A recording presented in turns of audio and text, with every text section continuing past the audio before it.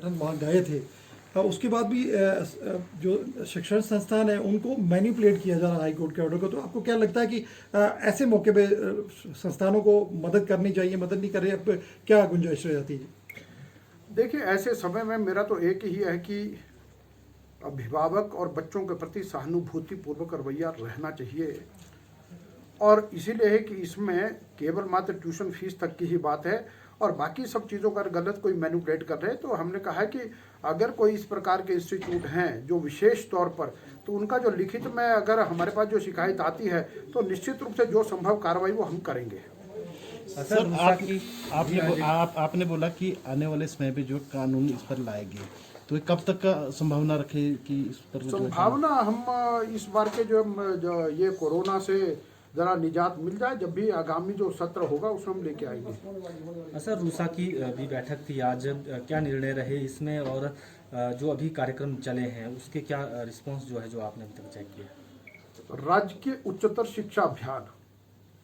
और जिसको हम लोग शॉर्ट में रूसा कहते हैं, ये 2013-14 में प्रारंभ हुआ था। और आज की जो बैठक हमने रखी थी उसमें एक तो हमने PWD के साथ रखी थी, क्योंकि इसमें लगभग कोई 53 करोड़ रुपए की राशि जो PWD को विभिन्न विकासात्मक जो योजनाएं हैं, जिसमें यूनिवर्सिटी है, क्लस्टर यूनिवर्सिटी है और कई कॉलेजेस हैं, तो विभिन्न कामों के लिए दी गई है, उस सब का एक समीक्षा हमने करनी थी। और उसमें हमने समीक्षा की और लगभग कोई 83 के करीब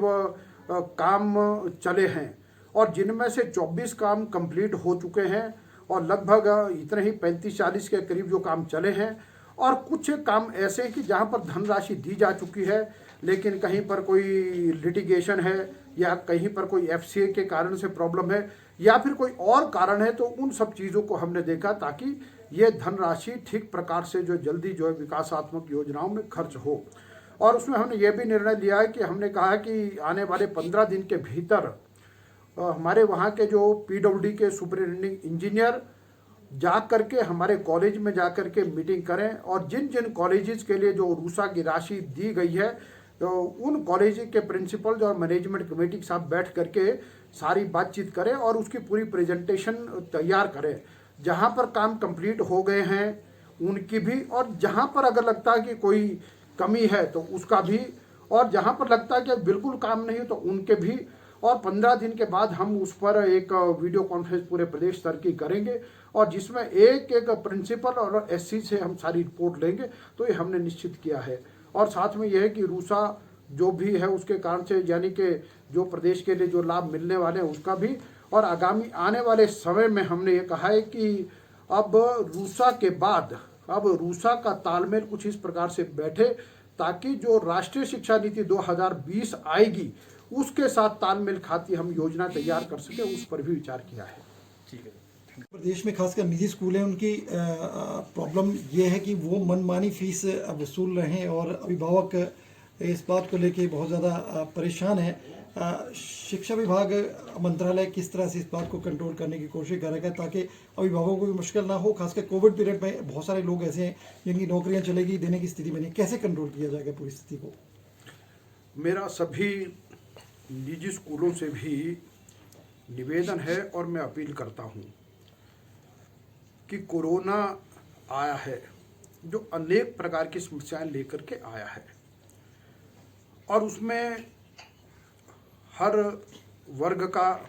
और हर सेक्शन का नुकसान भी हुआ है। लेकिन ऐसे में निजी स्कूल बहुत से तो इतना बढ़िया कर रहे हैं कि जिन्होंने ये कहा है कि बहुत से बच्चों की फीस भी माफ़ की है, और अनेकों ऐसे गरीब बच्चे